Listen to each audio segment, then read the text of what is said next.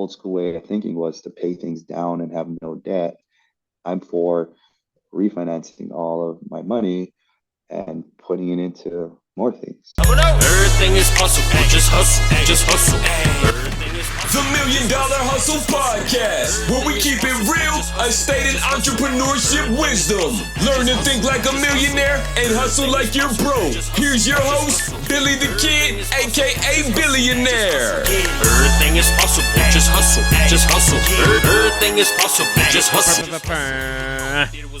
Welcome to the $1 Million Hustle Podcast, baby. It is your boy, Billy the Kid, a.k.a. BDK, a.k.a. Billionaire in this mug. And again, in this podcast, you're going to learn to think like a millionaire and hustle like you're broke. And today's episode, guys, it is not further from that. I mean, this man, he's far away. He's far, far, far, far away from where I'm at, but he dropped nothing but bombs, guys. Like, it was literally fire after fire, gem after gem.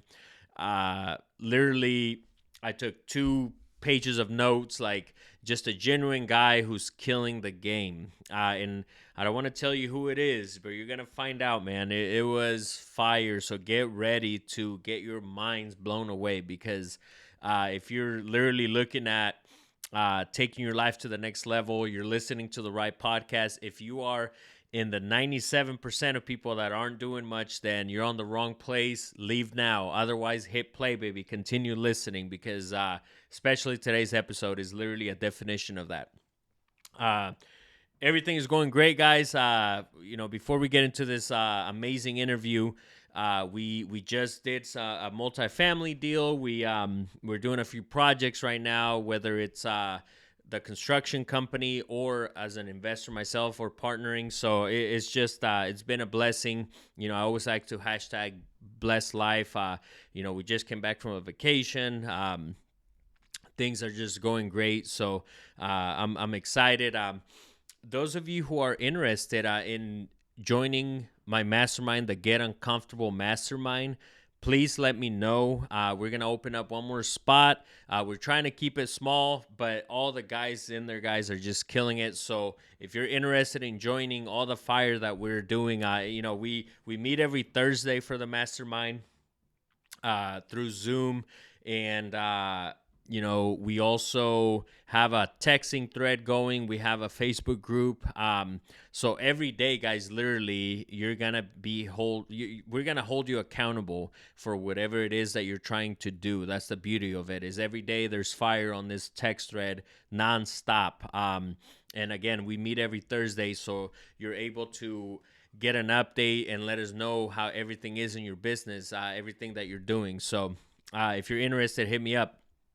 Also, I am opening a spot for one-on-one coaching. So if you're interested in any coaching one-on-one, if you're ready to take your life to the next level, hit up info@billythekid.com. Matter of fact, if you haven't yet, check out all the testimonials that we got going for the mastermind and for the one-on-one coaching. It's on my YouTube at Billy the Kid, DHAKIDD. On YouTube, and you could listen for yourself. So that way you could check out and see exactly how everything is turning for all the great people that I am surrounding myself with through coaching, through the mastermind, and everything in between, the investing as a contractor. I mean, there's so many great people. Shout out to everybody that believes in everything that I'm doing. And this is a team effort. So if you're ready to join the team, hit up info@BillyTheKid, whether it's coaching or the mastermind and or both. There's some that are doing both. And, again, check out the testimonials. I can only tell you, but hear it for yourself. They're killing everything that they're set out to do. So check that out. Also, if you're locally in Lincoln, make sure that hit us up if you're looking for some private money. If you're looking for some lending, we are offering that. If you're ready to do that next flip or the first flip that you're trying to do or whatever it is that you're trying to accomplish with private money, hit us up. Contracting, hit up New Era Construction, LLC.net. And other than that, guys, grab a copy of my book, The Power of Being Uncomfortable. It is out everywhere. You could check it out on actually the audio version is out on Audible. So check that out. I've had a few people ask me about that. It is on Audible, so check that out. Otherwise, Barnes & Noble, Amazon, and if you really want to get crazy, BillyTheKid.com, and I'll autograph the copy that you're going to receive. So go grab an autographed copy. It is out everywhere. But with that being said, guys, today's interview was amazing. And I'm just going to dive into it because this dude dropped literally fire after fire. Indar, directly from Hawaii, baby. Let's get it. Vamonos. Welcome to the $1 Million Hustle Podcast, baby. It is your boy, Billy the Kid, a.k.a. BDK. And today, I have a special guest all the way, totally opposite of where I'm at right now. We're about 10 degrees right now in Nebraska. Indar, how you doing, man? Aloha. Aloha, There you everybody go. out there. Thank you, everybody, for listening and tuning on. Super excited to talk to you, Billy, and just share some value. If I can value add to everybody out there, add value back to people's lives. That's what successful people, I think, should be all doing. So, yeah. Love it, love it. And if you haven't guessed yet, but the way that you walked in or came into the interview, tell us where you're at, man, because you are, like I said, I'm in a 10-degree weather area right now. Yeah. No, I'm born and raised in beautiful Hawaii. I lived in the mainland a couple of years, but been here all my life, and I love Hawaii, and I love everything about it. I don't know any differently, so weather is not a topic here in Hawaii. I think it's I don't know. I think it's 80. Oh no, it got cold last night. We got into the 70s, so it's pretty cold. Yeah.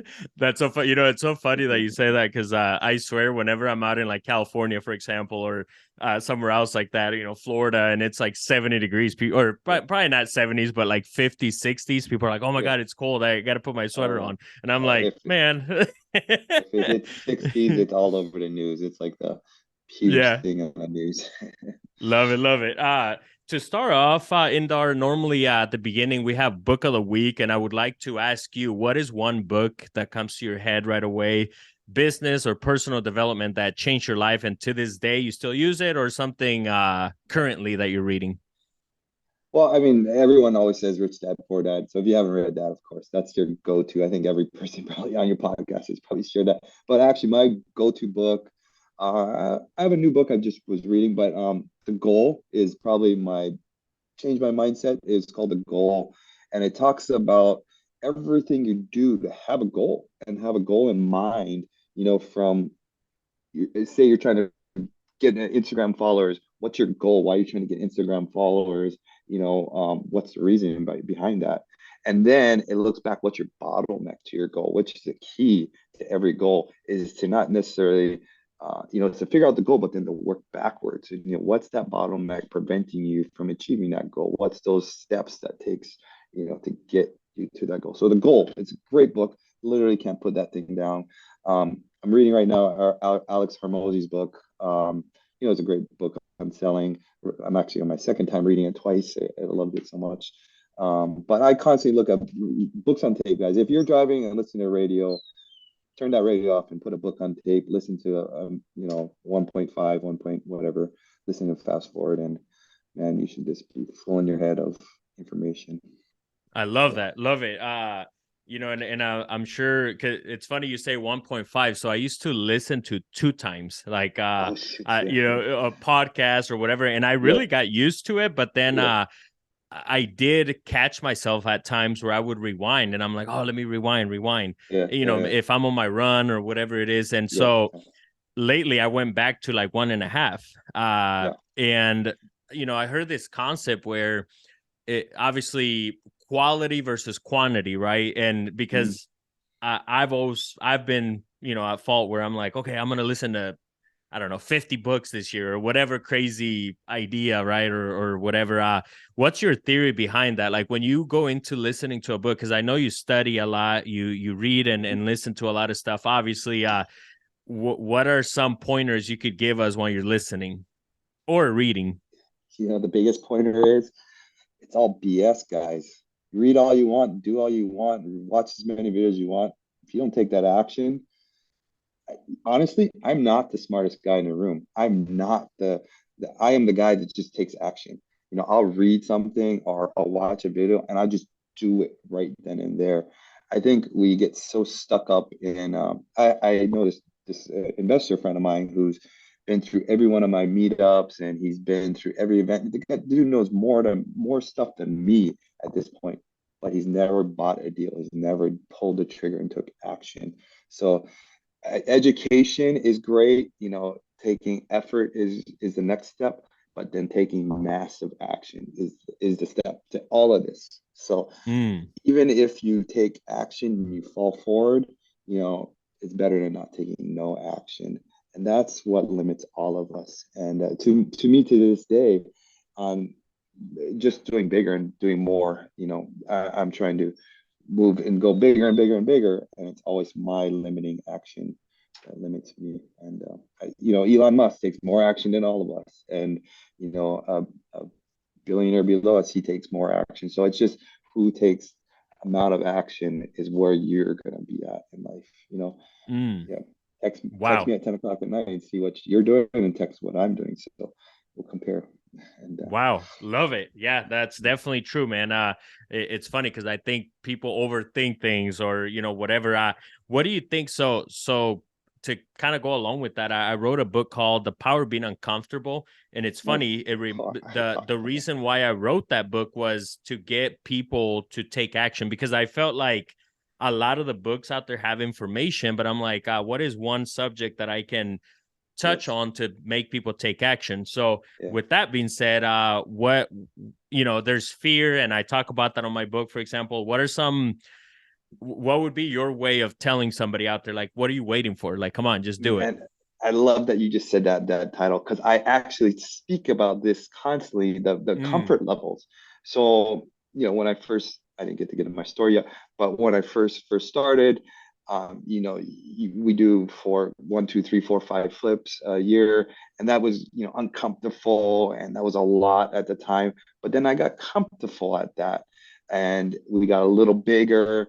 Now we do about 30 flips a year, about 30, 40 million a year in fix and flips. And I'm comfortable. I can have 156 rentals. My comfort level is fine. I can quit today and totally be fine in life. Have a huge, great cash flow and a ton of, rentals. So I could quit, but then my comfort is just comfortable now. But that's not enough for me. I want to push my comfort level into the bigger things. And we're going into huge multifamilies. We're buying a shopping center right now at 5.8 million. And we're buying bigger and just pushing our comfort levels. So I think that's all what scaling is about is we get good, we get comfortable, and do we want to push that comfort levels? And that's the factor. And it starts from our W-2 job. We're working a W-2 job, a lot of us, before this whole game, and getting out of a W-2, getting paid every Friday is a big comfort level to change. And that's what our growth is pushing that comfort level. And I just don't think about it. I just do it. And I just asked my dad the other day, I should just stop. I'm good, right? I'm good in life. Why don't I stop? My dad's like, you're just going to go do something else that's going to drive you and push you to do more. Might as well keep doing this thing that you're good at and making more money at that compared to, I used to work out a lot and really into that. I like get into these phases of just going all in. He's like, you might as well just keep at this, and keep the real mm. estate portfolio going and push Wow. those comforts. That Yeah. was my next question to you, Indar, is and I think you could probably piggyback off of that. That is so crazy because all this great stuff that you're doing, and yeah, we haven't even dug in, and we're already dropping fire, guys. So if you're listening and all that, drop us a comment and reshare this because we're already dropping comment or dropping bombs. If you could give me a little bit more, because I feel like so my thing with not stopping, right, like where when you have enough cash flow and all everything's going great already, there's a certain level where, like you said, and you're good. And I also, with the mastermind that I'm running, all the guys know, like, hey, we can't say comfortable. Like, we never use that language. Instead, let's say happy. We're happy where we're at. Uh, what do you think, Indar, is like, what's your why? Like, once you've acquired all these massive great things that you're doing, what is your why now? I'm sure it's changed from the beginning, right? Yeah, that's funny you say that. Yeah, my goals were just never big enough. I had the goal to make $1 million a year, and when I hit that goal, I was like, like it wasn't big enough. I felt like, I had that goal as a kid to make $1 million, but then that didn't equate to nothing. Net worth was more important to me at that time once I finally did that.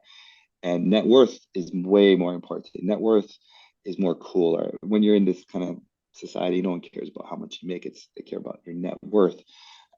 It's just more cool. So my goals now is 5 generations of wealth. So I want to be able to have my fifth generations below me to be able to, live off of. I want to be that guy.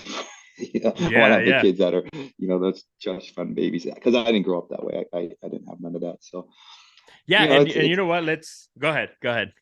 I mean, there's different ways of people thinking if they don't want to leave nothing to your kids, or want their kids to work for it, or leave everything to them, let them, but it's just on the parenting and how they raise the kid at that point, I believe. So Man, so I was gonna go to this other subject, but you just opened up another subject that I would love to ask you is what's your, because I've heard yeah, let's change our kids' life, give them everything, right? And then there's the other argument, right? Like, where I think, is it Mark from that owns Dallas Mavericks? I think he said, like, I ain't leaving yeah. nothing to my kids or whatever.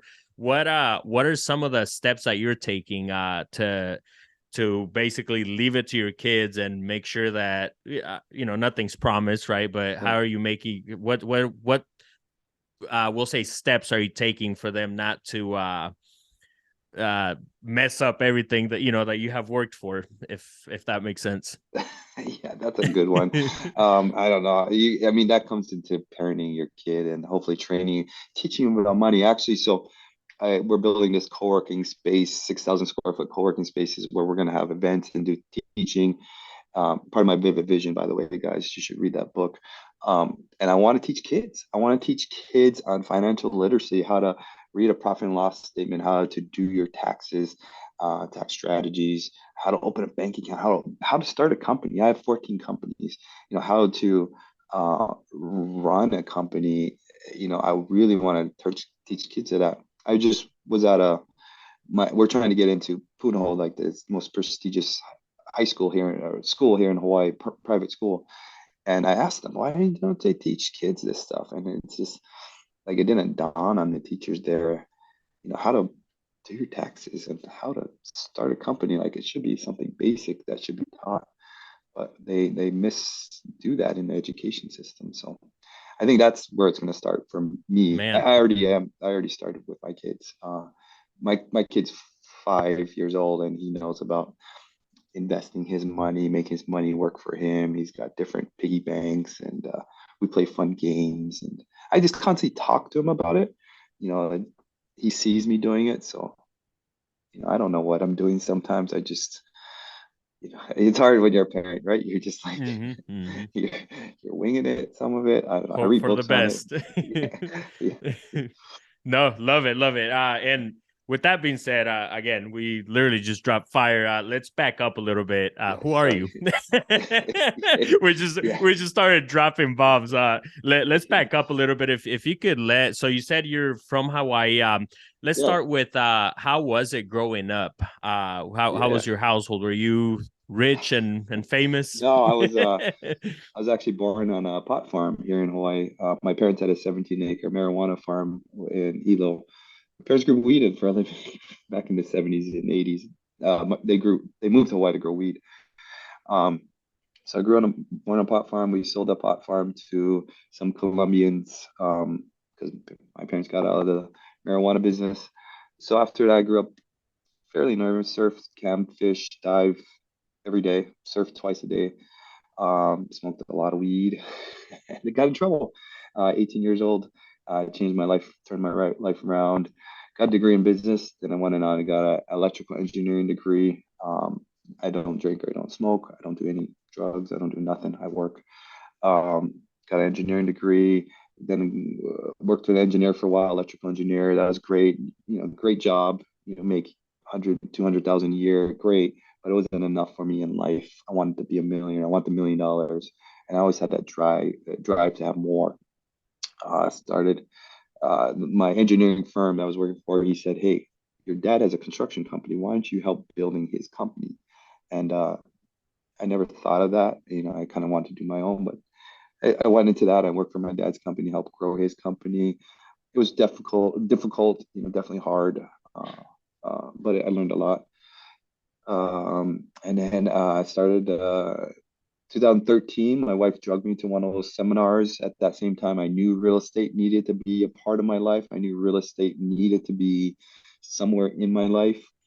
Didn't want to be an agent because I didn't want to be making the 3%. I wanted to be making the 97%. I want to be that side of the deal.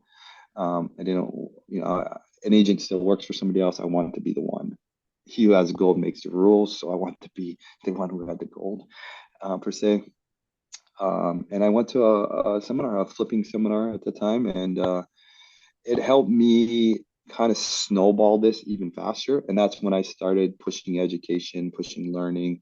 I have all these other degrees and love education, so why not learn about this? And at the same time, bought our own first house, 25 years old, 26 years old, bought my first house. Got a loan from the bank. And this is where you start, guys. Nugget out there, whoever's listening, where to start in this business, just go to bank and buy something. Go to bank, and the bank gave me 200,000. Went and bought a little tiny hole in the wall in Hawaii. 200,000 is small. So got a little 500 square foot little condo, and my girlfriend, wife now, she helped pay for it with me, and paid it myself, lived in it for 2 years. But buying that property really helped me get the fundamentals of what is escrow, what is closing costs, what are just the basics. For me, real estate was a whole new language. I knew nothing about real estate, and it's its own language sometimes. All the different terms with purchase and sale agreements, and man, they use acronyms all the time. And I do commercial now, and acronyms are like huge. And you got to learn all these little acronyms, SFR, and all these acronyms. It's its own word language. But yeah, we bought a place. We lived in 2 years. We sold it, and after 2 years, you pay no capital gains, and made 90 grand. I took that 90 because again, I had nothing. Took that 90 grand, and we went into our first flip, and bought a $700,000 property, and we sold a million 28, I think we did. And I partnered with somebody at that time. I was, green, didn't know what I was doing, and best advice that somebody gave me is just partner with somebody. Making something is better than making zero, so it was a great learning experience for me. I did a wholesale deal same time about two, and 1, 2 the first year, 3, 4 the next year, flips, 5, 6, 7 the following year. It's not an overnight success, guys. I'm a grinder. I just grind. I lost my third deal ever. I lost 90 grand. That was a learning experience. What happened there? I might ARV, might figure out my comps. I was too aggressive. Market was still hard. This was probably how the market is now. This was 2017, 18. It was hard to sell a house back then. And combination of couldn't sell it, rehab budget. We got hit with asbestos on the ceilings. We had a $30,000 fine from Sydney County. We removed some popcorn ceilings that had asbestos in it. So a combination of everything. Luckily, I wasn't all in on just one project. We had another house going. We made 90 grand, and now I'm more into scale. So you're not all in on one project. We have 18 flips going right now in Hawaii, another 7 in the US, about 30, 40 million in fix and flips going. I've done about 120 of them at this point. I have a great team now. We're in the mainland doing deals, flipping. We had a wholesale business nationwide. We just scaled that back off, the wholesaling nationwide. It's a lot of work wholesaling, a lot more than most people think. We were wholesaling during the last 2 years when it was easy, but we not wholesaling now. We're fully Mm-hmm. flipping them now. And the flipping's great. We do some high-end, stupid, crazy flips. We have a 2.7 million, 800,000 rehab, selling that at 4.5. I do a lot of $1 million big high-end stuff. Is that like a thing that you have to do in Hawaii, or is that just what you choose to do? What's the median home price in Hawaii right now? Generally a million. Normally, you try to stay in a sweet spot. Pre-pandemic, when it was hard to flip, I used to only stay on under 1.5 million. When you start selling homes over 1.5 million, you're dealing with a different type of buyer. Financing is a lot different, so they're harder to sell generally over 1.5 million. So I used to, and that's where I'm rolling back right now. We're trying to stay under that 1.5 million sweet spot. So we generally buy 700, 800, maybe 1 million is our kind of purchase prices. So generally we do that. We once in a while we find, if we're lucky, like a $400,000 house. Those are great. We love to do those ones because of the easeability of those. Uh, Rehabs are a lot lower. When you're doing a $600,000 rehab, their budgets are very difficult to stay on track. Um, there's a lot of moving parts when you do high-end flips.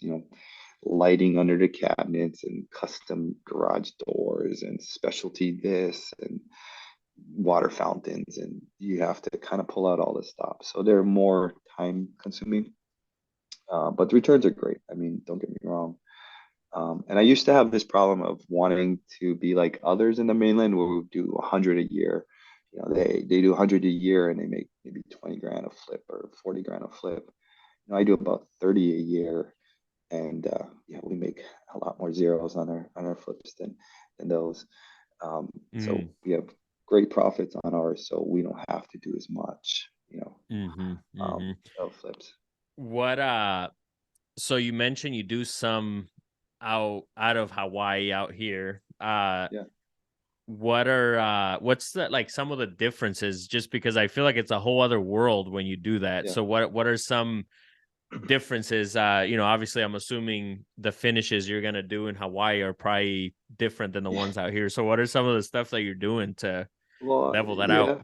It always depends on where the market is. My buddy's in California, in LA. I haven't done any in California, and he's in LA, and he teases me that because I'm not as high end as his is.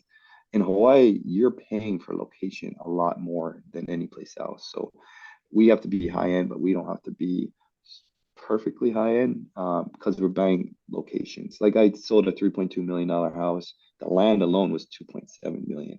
So a lot often you're paying for location in Hawaii. So Mm-hmm. yes, they have to be nice and new high end finishes, but yeah, every rehab's different. I just got off the phone with a project we have in Illinois, and we did roll out vinyl flooring and just paint it and just everything simple and cheap, just nice and new kind of thing. Good enough is our Yeah. is our standard. Hmm. So it just depends on what your ARV is, your location of that, what's your neighborhood. We'll look at other homes in that neighborhood, what they did as their finishes, maybe even copy them directly, and stuff like that. And so, yeah, it just depends on the project and so forth, Mm-hmm. and what that area. Even here in Hawaii, if we're in Kahala, the high end, what that area calls for compared to Waianae, for example, is our lower end area. You know, Hmm. but we Okay. also, I didn't get to talk to the rental side of it all. So flipping's great, guys. Flipping's awesome, make killer money. But for the last 3 4 years, like I didn't have nothing to show for it. Like it was great and I was making money, but I like looked, I had nothing. Like I had some money, and started getting into rentals, buying, keeping them, and having like properties, assets, to show. And that's one of the things I could share with everyone. Them start looking at, if you can possibly keep these, keep them. I struggled with that because you do a flip and we make 100, maybe 100, 200,000, whatever you make. It's nice, and you want your money now, but you do a rental, you maybe make 500 bucks a month. Maybe you're gonna make after a rental. So I never could make that crossover. And then finally, I started realizing that there is so much more than a rental than just that cash flow. And that was the tax savings, the cost segregation, that properties here in Hawaii, they go up, they appreciate in value. So there's so much other things that come into play with rentals. And now I buy rentals not for the cash flow. I buy them for the tax savings. It's thing we call the cost segregation study. Mm-hmm. So we're buying this $5.8 million shopping center that now I'll have $1.2 million in tax savings. And now I can go flip and make $1.2 million and wipe out my taxes. I paid $600 in taxes last year doing this, Mm. doing this. Wow. And yeah, so we do a BRRRR process on everything we buy, um, from single family dinky little houses to the multifamily to commercial centers. The whole process is trying to buy right so you're able to take all your money and investors, all our investors' money, all come back out of a deal within a year. Some of these bigger stuff, maybe 2 years. And the velocity money, the quicker I can get money, my money, everybody's money back out, the more I can do to buy and do more. So my thinking is dramatically different than most people. We're all stuck on interest rates right now, and that's like you're all, most people, normal people are stuck in that. I don't give a shit what interest rates are. Um, Mm. because I know I can buy a property now, whatever the hell the interest rates are. I can refinance later at a better interest rate. I'm literally refinancing. I have an $8.2 million, 37 houses, 114 doors in Connecticut. I'm refinancing that right now, costing me 3 points. Cost me points. They have these penalties when you refinance these Mm. things too quickly. But I know I have about $1 million.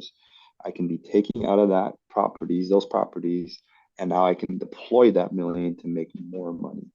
So the mindset of money and making it work for you, from lines of credit with the banks, getting FHA loans, these are all forms of money that you're putting to work for you, and private money investors included.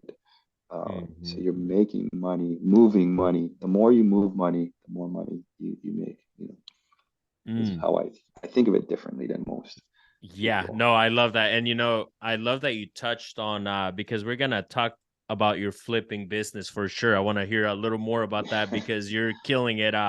But I love that you mentioned one thing that I always like to say is if you want to get rich, then flip. If you want to get wealthy, then keep some of these rentals so that Yeah, I feel like you were agreeing with me on that, yeah, and yeah, yeah, yeah, in that yeah. sense. So I love that, and also I love that you're using that to your advantage, so you can keep flipping anyways. Yeah. Um, what you mentioned that you did some wholesaling. What was the reason that you kind of slowed down a little bit on the wholesaling aspect of it? Well, right now, honestly, what we were struggling with wholesaling is not finding the deals, it's selling the deals off and finding that Mm, end buyer.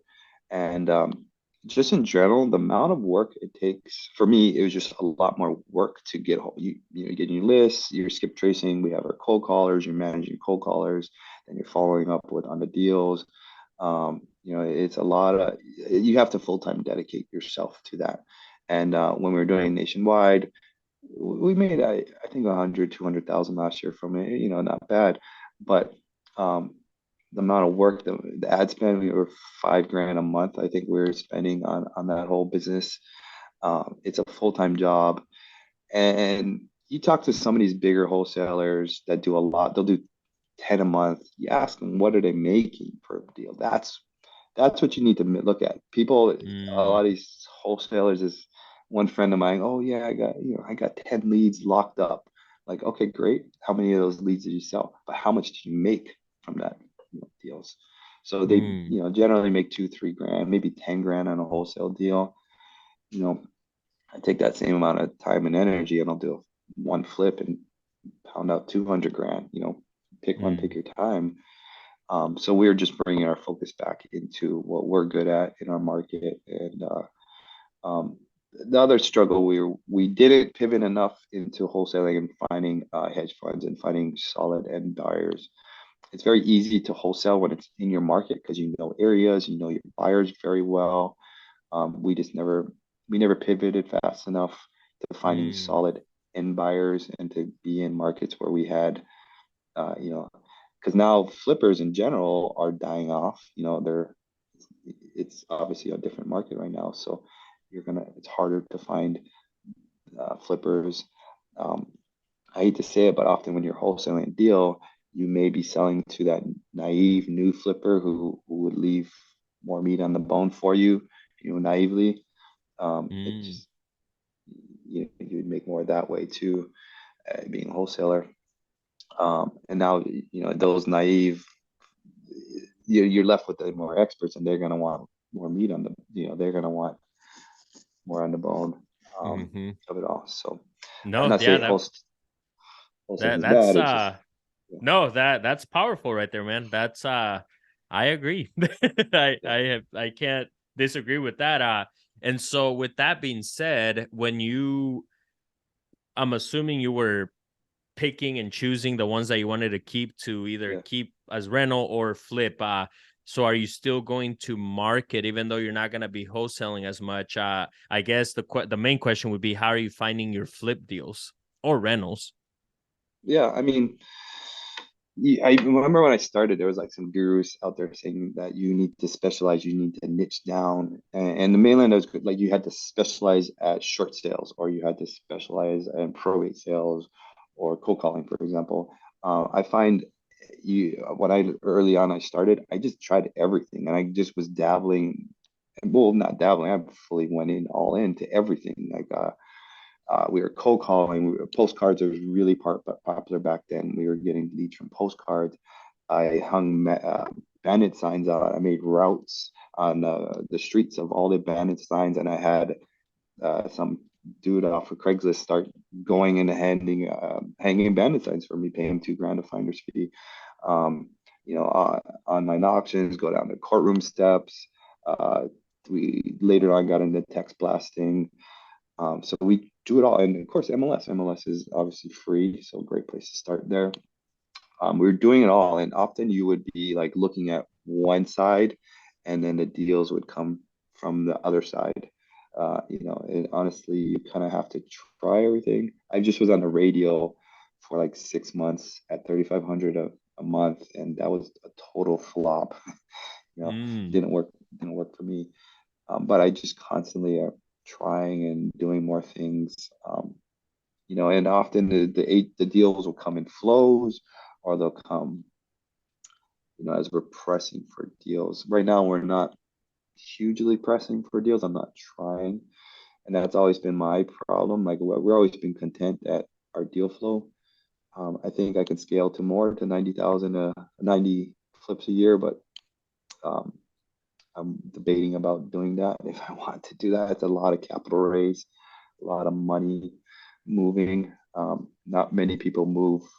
We move a lot of money on flips. Like we move 200,000 a week so most of the time, because our repairs and our budgets, and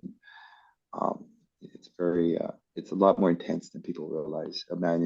Managing all your money and income, and you have multiple bank accounts and so forth. Hmm. Um, No, and out of all, so you said you've done it all, you've tried everything, and you're, I totally agree with that. What would be the main one or two ways that you would say to stick with after all the money that yeah, you've spent? I mean, given real estate agents are always the easiest. Working with an agent and multiple agents, I should say. It's free. Custom marketing is just a phone call. So cold calling agents, try that out. Um, going to any courtroom step auctions is always a good, nice place to go. Whatever you kind of finding deals on, to go all in on that. If you're finding deals in this way, just to keep pushing that way and keep going for it until that. The hard thing with wholesaling, for example, when you do find deals, is wholesaling changes. When I first started, postcards was it. Like postcards was killing it, and then the cold calling really vamped up, and cold calling obviously still today is huge, and then text blasting. So finding deals off the market, you constantly have to be changing. You have to be that seller, that person, that distressed homeowner, might be getting annoyed of all those phone calls, and now their texting is a lot more loose or easier for them. And every market. I have a buddy in Kansas City who makes a killing using a newspaper and posting in a newspaper. Um, you know, so I don't think there's no great right way. It's just you kind of got to figure out your nuances in your market and go all in on it and try the other stuff as well. But MLS is always the easiest. You can go on a Zillow and look for stuff easy. So. All right, man. All the massive stuff you're doing right now, I couldn't help but think to ask you this. What are some of the steps that you have to do to get from, like, you said one, two, three, four flips a year to now you're doing Yeah, 90? yeah. How does one scale to that? How do scaling obviously takes massive action, but the best way I think is to just do. Like when I have something to do or a thought or a process, like, oh, I should try this, I just do it. I don't think about it. I don't think too deeply in it. And half the time I'll be failing, whatever. But I just do that action. Say I need to hire a VA to help me with all the paper. I just did it. I didn't think too deeply in it. Or the little tasks like I have to take care of this now. I just do it now, which provides me more time, which is obviously what you need, and more opportunity to do more. So when I thought of a good system to put in place, hey, we need this person to work with that. We just implemented it and we did it. May not be right, may not be 100% perfect, may be the wrong software, whatever it may have been. There's always something better, but we just did it. And still, that's my mindset today. Anything like I'm a personality. I'm big in personalities and how we hire.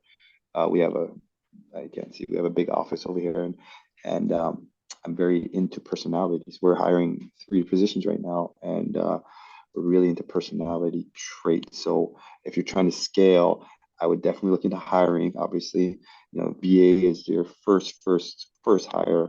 Uh, get a VA to do any mundane or easy task, and then to start hiring and hire based upon this is where I failed. I hired on everyone was like great in an interview and really nice and sweet. They're very nice people in an interview, but then what are they like 3 months from now or 4 months from now?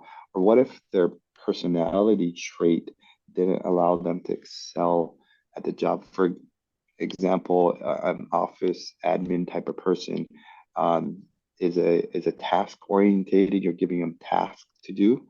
So you wouldn't want to hire a person who's very salesy in that position. He may look good on paper, but if his personality is with sales, now he's not going to love his job. He's not going to excel at that job.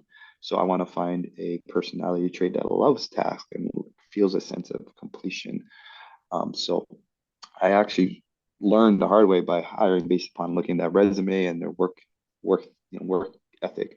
But now, as long as they got some basic work ethic, I will hire a personality and I can train that position to what I need to be. And vice versa, you can move people now around in your companies that will be better at this other position. Um, so I'm very big on personality traits and right people for the job, and then also to compartmentalize on how you hire. So instead of hiring one person to do it all, you want to compartmentalize and have a few people for a certain task. People love to come to work and just know what they need to do compared to trying to do everything is a big thing. Um, then you get into, do you pay them salary? Do you pay them commissions? I started on mostly a commission base because it was a lot easier for me. But then you kind of, most people need to get paid weekly. That was a hard one. That was a hard step for me because I don't get paid until I sell a house. I don't get paid until 6, 9 months, later when I sell a house. So that was a huge transition even for my lifestyle. Mm. Moving from W-2 every Friday getting paid to now getting a huge lump sum, but later on, and what if you use that money, not being smart with that money? So early on, I learned hard way. I was using the money, putting it into houses or whatever, and I wasn't thinking about proper. The great book to read anyone is The Profit First. Great book on. It talks about uh, putting your money into different accounts. Say you sell a house, you make 100 grand, 30% of that goes, whatever, maybe 30% goes into your expenses of the rest of the year, 10% for taxes, another 5% for your personal. That you basically are now allocating how much money you should be spending moving forward. Um, Mm. we're so caught into, we're caught up wrong. We're taught wrong. We get a bill and we pay now, and that's how we're taught. You have to kind of change that mindset. That's not how we Mm. should be working. Mm. Pay Yeah, yourself, pay, pay yourself I first. love that. Wow. But Yeah, that's Profit First was massive right there. a great book. Yeah, to Yeah, help you I scale. actually just listened to that book again. I heard it a few years ago, so when it first came out probably, and then I just listened to it again, and I'm like, wow, like it makes more sense every time you listen to it, and the account thing is definitely something that I gather out of that. It very important. I mean, because one thing you said also, I think that goes along with that is when you hire people, don't hire them to do everything. I feel like a lot of people quit jobs, right? Like Mhm. when I used to work my job, I can sit here and tell you that that was something that I used to complain about. Like, hey, I'm doing everybody else's work Yeah, around here. So I love that you yeah. said that. And it basically with the accounts, I feel like all that, like you mix all that together, man, and you have this like magic that's happening, right? You're Mhm. just putting it all together. So I love that.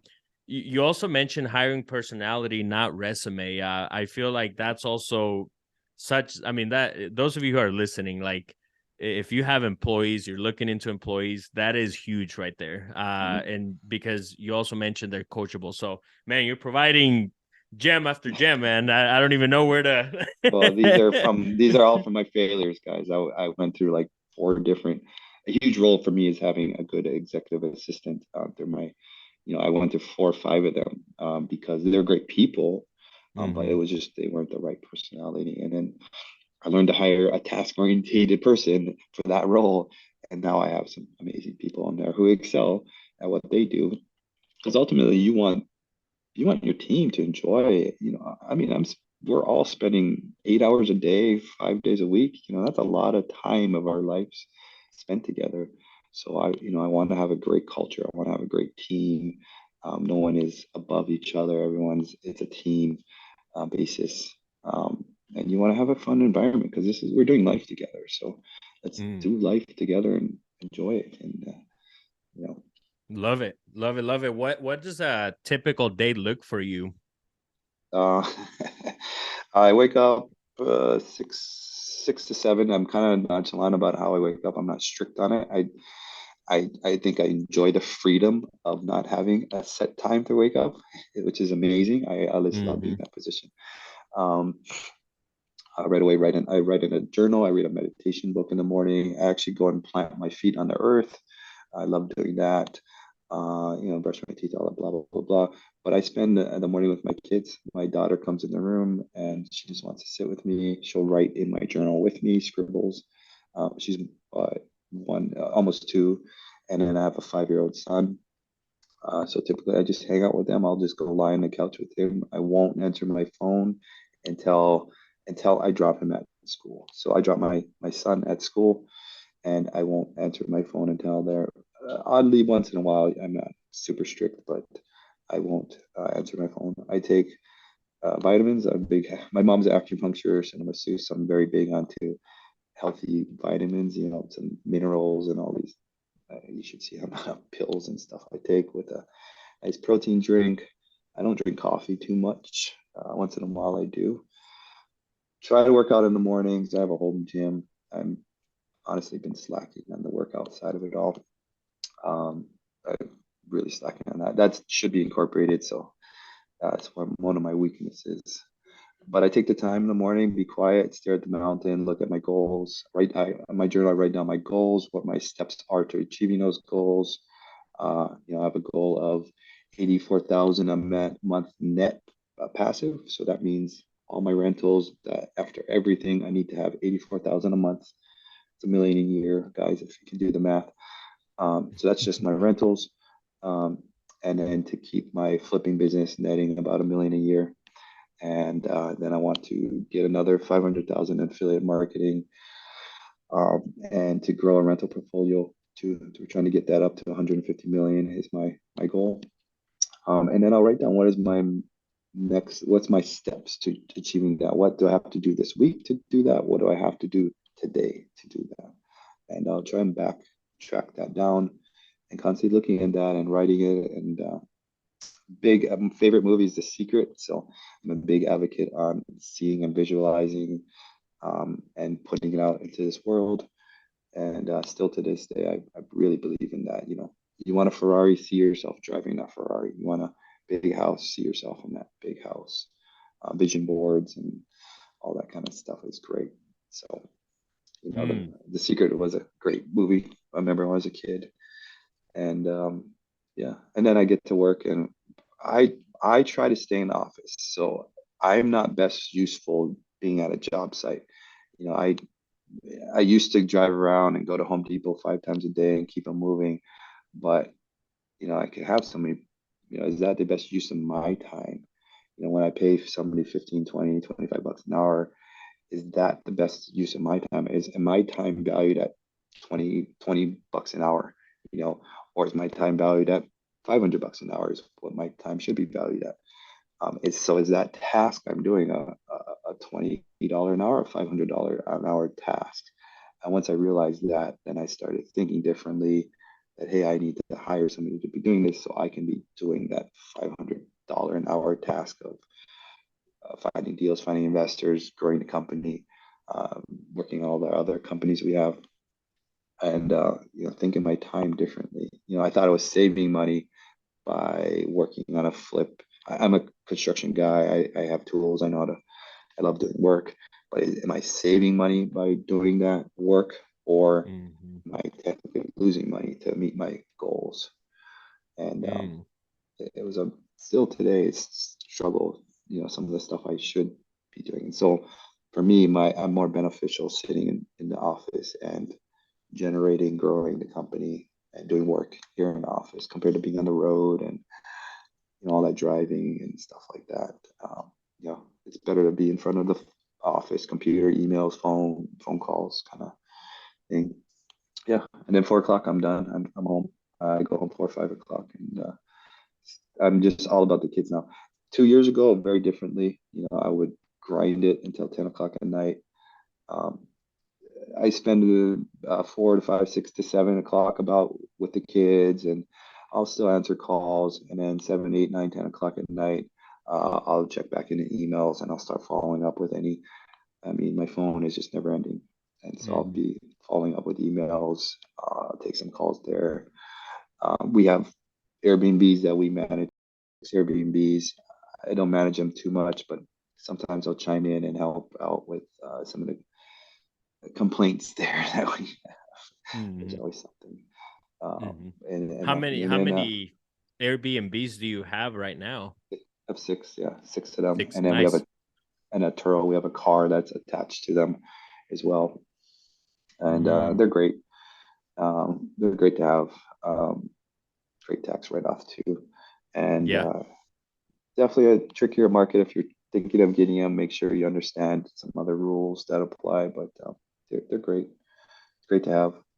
Love it. And yeah, we burned them all out, and they're just cash flowing. So I love Love it. burning. Taking your money out of things and put it to work to do more. That old school way of thinking was to pay things down and have no debt. I'm for refinancing all of my money and putting it into more things and using, of course, investors' money and everybody to do more.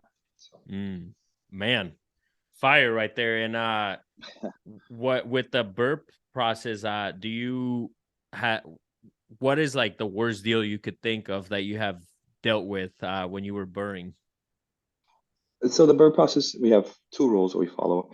I make sure I buy at least 70% all in value. So we're gonna buy at 70% of all in value. So your ARV This includes your rehab, your holding costs, escrow, everything. Try to be at 70%. Because when you go to refinance, you're going to generally get a loan at about 75%.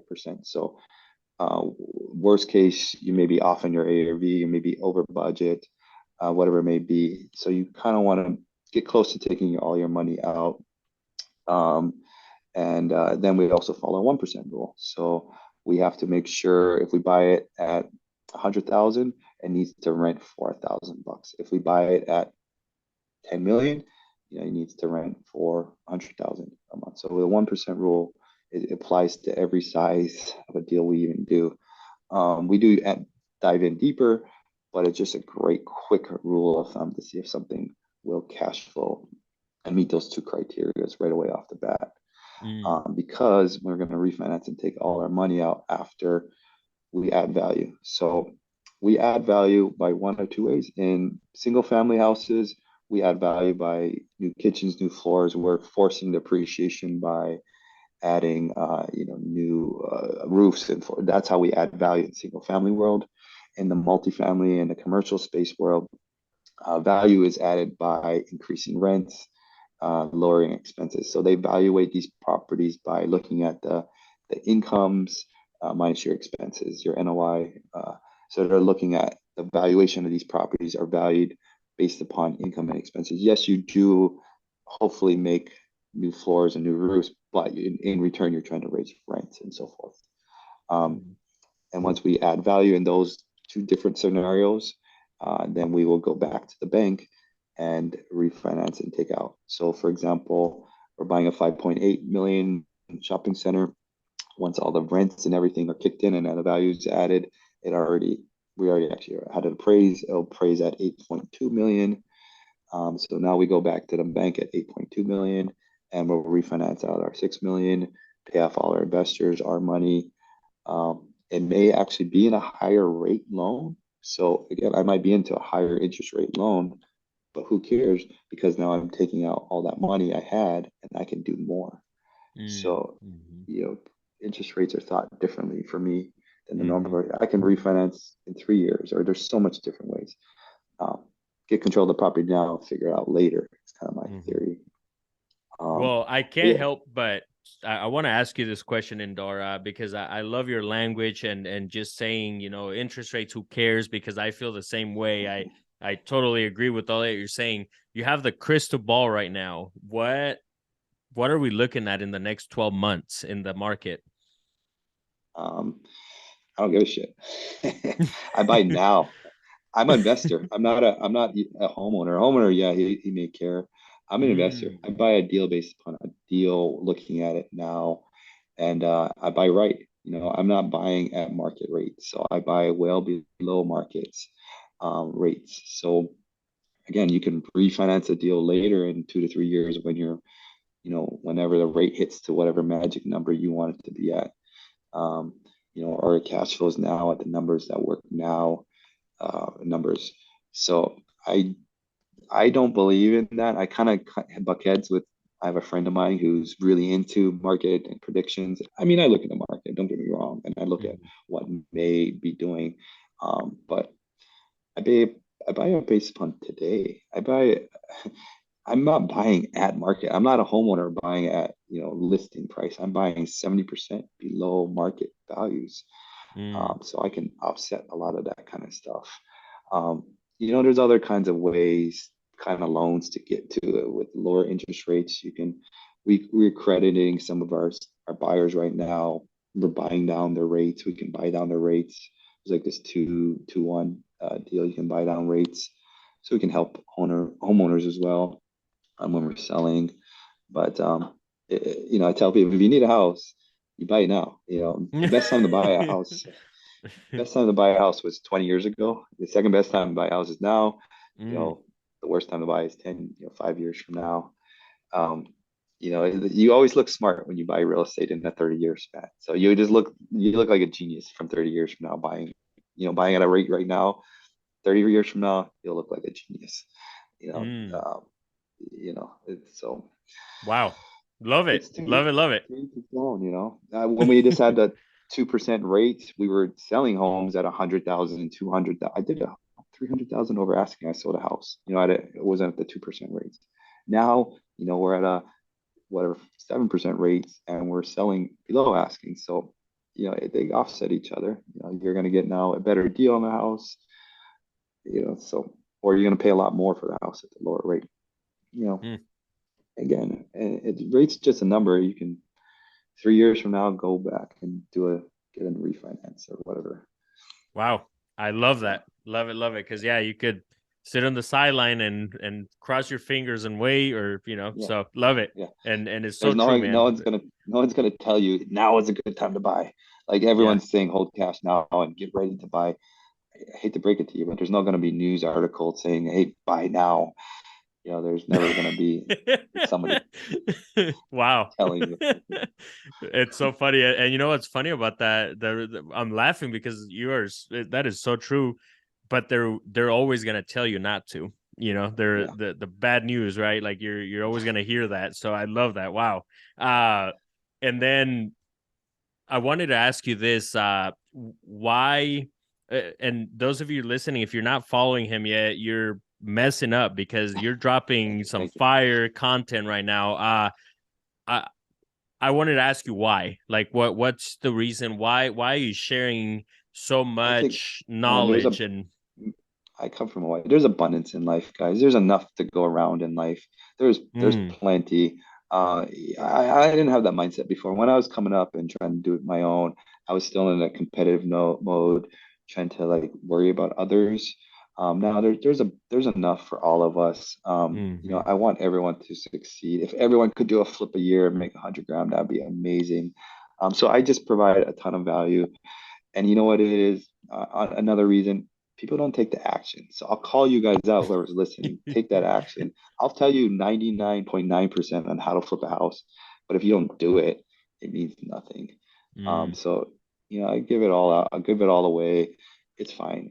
There's enough. I think I've succeeded, in life now that I feel comfortable, that I'm not trying to hide everything. Obviously, there's some deeper, harder things that I haven't got into, but there's enough for all of us, and I hope everyone succeeds. And Indar Hawaii on all my social platforms and message me.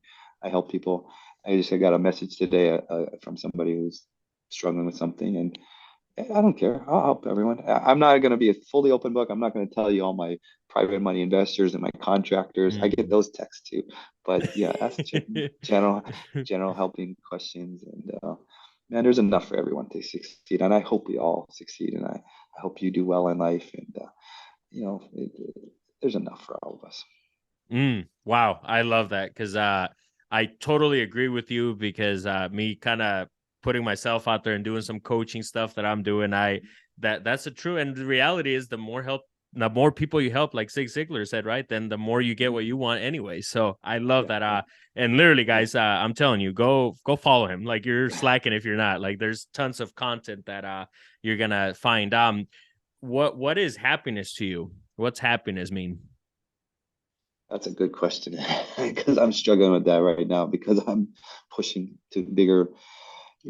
I keep pushing to bigger stuff. So, there's moments in life of happiness. There's moments of enjoyment, of course, but I mean, money buys happiness, guys. I break it to you. People that say money doesn't buy happiness is people that don't have money. But we're gonna take a trip to. We just jump on a flight and take a trip now. I don't have a private jet. I'm not there yet, but we still can jump on a flight, enjoy the time with the family, do the things that make me happy. With being with my family, having fun with them. Taking my kid fishing, whatever it may be. Those small moments. But there's just more moments of life of happiness, and then now it's just bigger struggles, I guess. So. I don't know. That's a tough question because is the bum on the corner of the street, truly happy with no life struggles, nothing to worry about, or is that millionaire? I guess it's more moments of happiness in life. Love that. Love it. And based on what you mentioned and the stuff that you do in the morning, but what are some actionable ways that people can lower stress, for example? I've been wanting to do the cold shower. My buddy keeps raving about doing the cold shower first thing in the morning. So I think I need to start doing that one. Uh, I have like a actual I have a weird shower. It's all Alexa. I have no valves. It automatically turns on, plays music, and sets to 105 degrees. And I would have to specially change it.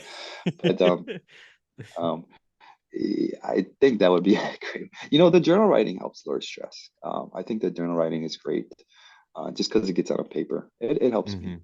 Hmm. Hmm. But yeah, No, I totally agree. I just started doing the cold shower thing. Probably actually all yeah. this year alone. I did it every day. Oh, That I you work did? on myself. So, and Yeah, and I will say I don't do it the whole shower. For sure, I'm like 30 seconds to a minute is what I do yeah, as soon as I jump in, and yeah. it's good, man. It feels good because I can't help but think every time, like, man, if I'm doing this to start my day, Yeah. I'm killing the game already. Most people aren't. Yeah. So Yeah. I'm I gonna love that. take that from you. I'm gonna take that from you. So 30 seconds is all you need. I'll follow up. yeah. And because I think society in general, and especially if you want to get into entrepreneurship and investing, I feel like our biggest problem is that we think we shouldn't have problems, the reality is problems is what makes us grow. Yeah. And if you're growing in anything, then you're gonna feel better to begin with. You're gonna feel happy, right? And I don't know. I just feel like we were made for A that. Like hundred, a and hundred percent. Yeah. an entrepreneur, it's like, what am I solving today? That every day that you wake up, that's how I wake up. It's like, all right, what am I solving today? What's the problems? I think people need Yes. to get over that, right? Like it's Yes. like it is what it is. It comes with it. So I love that. Exactly. You hit it on the head on the nail there, man. There's just tons of problems and new problems. It's not the same problem. I think maybe that's what Mm, scares people sometimes is you're not the expert when solving some of these mhm. problems. You just have to make these pretty hard decisions sometimes and no one to look to, or you kind of got to figure it out. You got to figure Yeah. it out and there's no one else to like point you or ask. It's a Mm. figure out kind of process game. Yeah, no, that's so true, man. Love it. And I as much as I hate to, man, we gotta wrap it up because I could sit here Yeah. and talk to you all day, man. You have so Yes, much yes. wisdom and so many crazy. Um, I literally have 2 pages of notes. Like, thank you. Thank you. um, I love this talking story. It's amazing, man. yeah, yeah. No, I appreciate you. And once again, thank you for coming on. The last couple questions that I ask everybody that I invite here to the podcast is obviously since I wrote the Power of Being Uncomfortable, I like to ask you, what is one way that you trace back right away that you got uncomfortable that paid off? I think to keep pushing that comfort level, to keep going bigger and bigger. Not be content. There's no one way. It's just to keep doing it and learning and joining groups. I should say actually it was a big group. Being around successful people that have struggled in their businesses. So Mm. I would say that was a big help. I love that. And I couldn't help but ask you just with when I asked you about the happiness, I want to ask you this other question that kind of goes along with that too. You're 90 years old right now. What is the things that you're proud of right now? Yeah, my kids, of course, number one. My kids, my family, and then yeah, my rental portfolio. And saying have a net worth is pretty. That's my first cool goal to say. Having a net worth because net worth is wealth to me, generational wealth. Mm, Making $1 million a year, you have to go do it every year, but having a net worth is pretty cool to me. So mm. having like successful kids and of course kids that are hopefully doing well is now as a dad, that's your new goal. I love that. Love it. Love it. And if you were to look back at your younger self, Indar, and you're 18 years old right now, however, even as a kid, what is some piece of advice you would give yourself right now? I, I I would keep doing it how I did it. I think everything had a reason. I went to jail. I've done some DUIs and all that kind of stuff and partying and some bad tough times. I wouldn't change any of it because it did bring me to where I am at. but I would say to push more of the education and to start doing it sooner. I think as a young person, I was more procrastinating and I knew what I needed to do. Real estate's very simple to understand. It's just doing it. The second to the last question that I have for you, Indar, is if you were to write a book, what would be the theme and title for it? Oh man, I would just call it Flipping Hawaii, or money makers, probably something like that. Talk about flipping and some of the stuff we talked about today, and share my I like that. stories. I think would be the cool part of it all. I like that. I love it. Love it. And then if there were a three-step formula to success, and if you do these three things, you're not going to fail. What are the three things to success? To outwork everybody, but no, I used to say that, but no, it's work smarter than everybody, and to um, focus your time on money productive activities, and to, of course, educate yourself and to keep growing and being around smart people to help you grow as well, and to be open-minded, of course. I love that. Love it. Love it. And where can people find you? If you could let everybody know, where can people find you? I know Instagram is popping, guys. Check that out. But give all your info real quick. It's Indar Hawaii at YouTube, Indar Hawaii at Instagram, Indar Hawaii at Facebook. It's Indar Hawaii at LinkedIn. It's Indar Hawaii everywhere. Obviously, I think Instagrams are most popular right now. And message me on there through the DMs. I mean, my email, if you guys want, is indar@ourhomeinvestments.com. But emails or DMs, I'm all over that. So I love to answer questions and help you guys out. And we are looking for more investors. So anyone who want to invest with us, indarhawaii.com, you can come log on to there and invest on a deal with us. And a lot of investors who invest with us, we show them the ropes on flipping as well. And we're starting an education program here shortly to help people. So yeah. Awesome. There you have it. So thank you, Indar. I want to thank you, man. This has been fire. Make sure you guys, those of you who are listening, make sure you guys follow him, follow me, follow the $1 Million Hustle Pod. And if you're listening, go ahead and screenshot where you're listening and then just tag us and we're going to reshare it. Indar will reshare it. I'll reshare it. And we're all happily ever after. So thank you for listening. Make sure you guys subscribe and I'll see you in the next one. Vamonos. Aloha. This table is the winner's circle. We all winning. We all winning. Yeah. This is it, this that inspiration.